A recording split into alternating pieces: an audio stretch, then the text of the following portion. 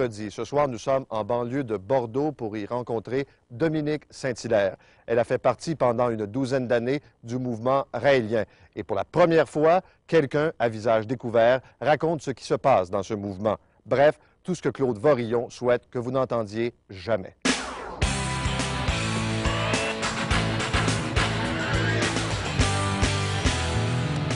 Dominique Saint-Hilaire a fait partie du mouvement raélien pendant une douzaine d'années. Ce groupe, fondé par Claude Vorillon, journaliste sportif et pilote de course automobile, prône la liberté, une vie sexuelle harmonieuse et invite ses fidèles à croire aux extraterrestres, les Elohim, afin de préparer le retour sur Terre. Dominique Saint-Hilaire est tombé sous le charme de cette vie exotique. Et puis, voilà que le ton change au sein du mouvement. Vorillon, dit-elle, se comporte de plus en plus comme le chef d'une secte, obsédé par l'idée du clonage humain. Le clonage, c'est ce qui nous permet, la première étape qui nous permettra d'atteindre, de donner aux êtres humains la vie éternelle. Elle n'aime pas ce qu'elle voit et ce qu'elle entend. Madame Saint-Hilaire, bonsoir. Bonsoir. En partant, 3 questions assez simples. D'abord, pourquoi vous avez adhéré à l'époque au mouvement raélien? J'ai adhéré au mouvement raélien parce que d'une part, je m'intéressais à la théorie des anciens astronautes. J'avais lu des bouquins sur les Elohim, enfin la création de la vie sur Terre, etc. D'autre part, j'étais dans une situation aussi sentimentale assez difficile et j'ai rencontré donc, j'ai lu le livre et j'ai rencontré les Raéliens et leur enthousiasme m'a conquise. Ouais. Voilà. Alors pourquoi vous en êtes sorti une douzaine d'années plus tard? J'en suis sortie une douzaine d'années plus tard parce que j'ai fait le tour. Et je me suis rendu compte que 25 000 ans d'histoire pour l'histoire de l'humanité, c'était peut-être un peu court. Alors je me suis dit qu'il y avait peut-être quelque chose derrière et j'ai commencé à chercher, commencé à poser des questions. Et je me suis rendu compte aussi qu'il y avait eu un durcissement dans le fonctionnement de la structure. Fallait vendre des livres, de plus en plus de livres, on nous demandait des comptes, ça devenait une entreprise et je ne voyais plus du tout ma spiritualité. Mais alors, on comprend pourquoi vous êtes entré, on comprend pourquoi vous êtes sorti. Oui. L'autre question, c'est pourquoi vous acceptez de témoigner publiquement, là, visage découvert, à la télévision, de ce que vous avez vu et connu dans ce mouvement-là?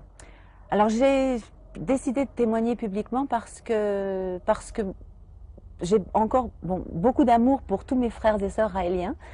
Et j'aimerais bien leur témoigner du fait que l'on peut changer, en fait, que rien n'est jamais définitif, qu'on peut changer. Et je me suis rendu compte que c'était certainement une escroquerie. Et donc, même s'ils sont heureux, qu'ils sachent au moins dans quoi ils sont. Bon, OK. Parlons du mouvement raélien un peu. Bon, l'image que l'on a du mouvement raélien, c'est évidemment Claude Vorillon, entouré de belles femmes extraordinaires, où il y a une liberté sexuelle, je dirais, presque sans contrôle. Et que c'est quoi, une partouze permanente, le mouvement raélien? C'est certainement une partouze permanente pour certaines personnes. Les plus jeunes, les plus belles, mais bon, j'avais 37 ans quand je suis entrée dans le mouvement. J'ai bien pris mon pied, oui, c'était bien. Est-ce que c'était un peu votre objectif aussi? C'était pas mon objectif, mais enfin, disons que ça m'a beaucoup aidé. Mais bon, je me suis rendu compte que finalement, dans la vie, c'était pas ça non plus, quand même. Enfin, mais bon, la partouze pour certains et pour d'autres, non, c'est pas du tout la partouze. Mais pour un certain nombre? Oui, je pense. Oui? Je pense. Et pour les autres, c'est quoi, plus spirituel? Il y en a, c'est spirituel, il y en a qui cherchent une amitié, il y en a qui ne veulent plus être seuls, enfin bon. Bon, il se fait appeler le prophète. Oui. Le prophète bien-aimé. Ça, c'est lui qui a décidé ça?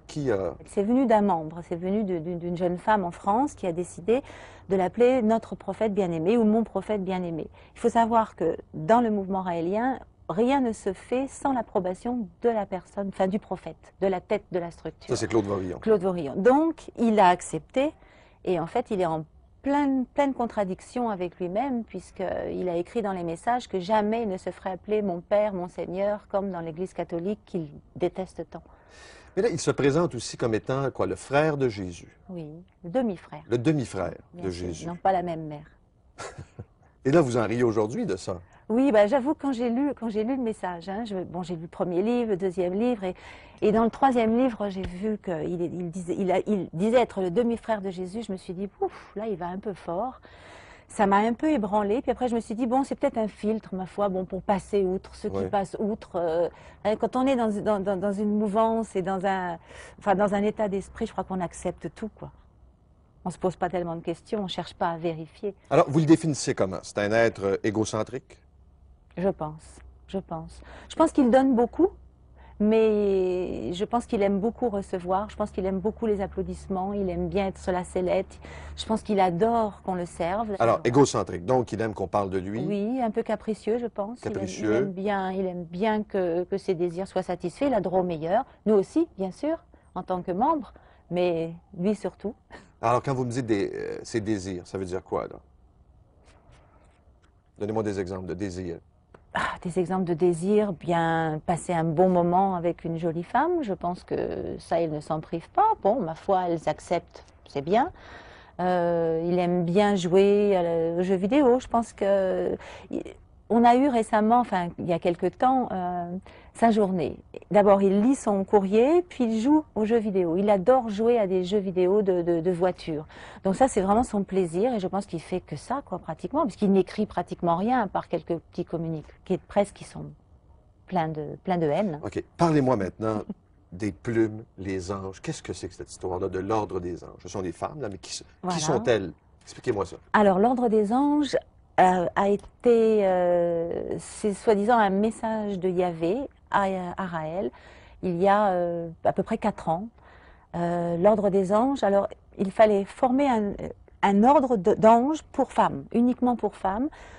Aucun homme. Aucun homme. Les femmes qui demandent à entrer dans l'ordre des anges sont sélectionnées par le prophète.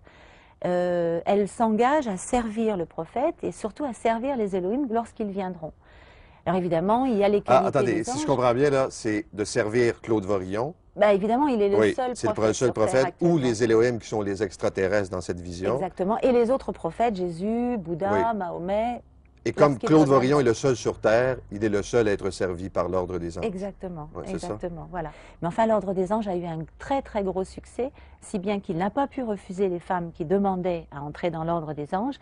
Et il a donc créé un autre ordre qui ne figure absolument pas dans le premier texte. Dans le premier texte, on parle des anges, plumes blanches, et des élus des Elohim qui sont plumes roses et qui, elles, font abstinence sexuelle, sauf entre elles, ou bien avec les Elohim lorsqu'ils viendront. Attendez. Plume rose, ça veut dire des femmes qui ont des contacts sexuels entre elles? Entre elles, Seulement. seulement si elles le désirent, Si elles le si elles désirent. sont en manque. Donc pas avec d'autres hommes? Non, surtout pas. Surtout pas. Et avec les Elohim, mais bon, ils ne sont pas là, donc avec leurs représentants sur Terre, Raël. Et Vraiment. ce sont quoi? Principalement des femmes qui ont un travail sexuel à faire pour Claude Vorillon? Oh non, je dirais pas Ils ont ça. autre chose à faire aussi. Je pense que pour Oui. la plupart, ce sont des femmes qui ont décidé Qui veulent vraiment, servir? qui veulent servir, oui, et puis qui ont décidé d'avoir une spiritualité peut-être plus élevée. Bon, Raël leur demande de venir le voir de temps en temps, sans doute, mais je ne pense pas qu'il leur demande. Ça veut dire quoi. qu'il a une espèce de harem Ben, on peut le voir comme ça, oui, oui, oui, tout à fait, tout à fait. qu'il partagerait éventuellement avec Tout à les fait. extraterrestres. Mais je vous ai parlé de ce changement de texte qu'il a fait, parce Oui. que bon, quand il a vu que toutes les femmes demandaient, pratiquement toutes les femmes demandaient à être dans l'ordre des anges, pas les plumes roses, les plumes blanches, évidemment, toutes ne peuvent pas l'approcher, le servir. Donc, il a fait les cordons dorés, l'ordre des cordons dorés. Ce sont les jolies jeunes filles, généralement, oui, en dessous de 30 ans, 25 ans. Il en repère une jolie, hop, elle a un cordon doré, elle Oh, peut... elle saute les étapes. Voilà, elle peut sauter les étapes, oui et non, mais elle est habilitée à pouvoir le servir. Donc, quand il y a un repas officiel, vous voyez tout un tas de jolies filles derrière, elles ont toutes un petit cordon doré, 1, 2 ou 3 plumes, et elles peuvent le servir de plus près. Elles sont vraiment, oui, habilitées à le servir. Et Les autres, non. ne doivent rien dire sur ce qu'elles savent. Ah non, surtout pas. Il faut tout ce que l'on peut savoir sur la vie privée du prophète ne doit absolument pas se révéler. Bon, on peut le comprendre. Oui. Par On va s'arrêter pour une expression. pause, si vous permettez. Oui. Notre invitée, Mme Dominique Saint-Hilaire, ex-membre du mouvement raélien.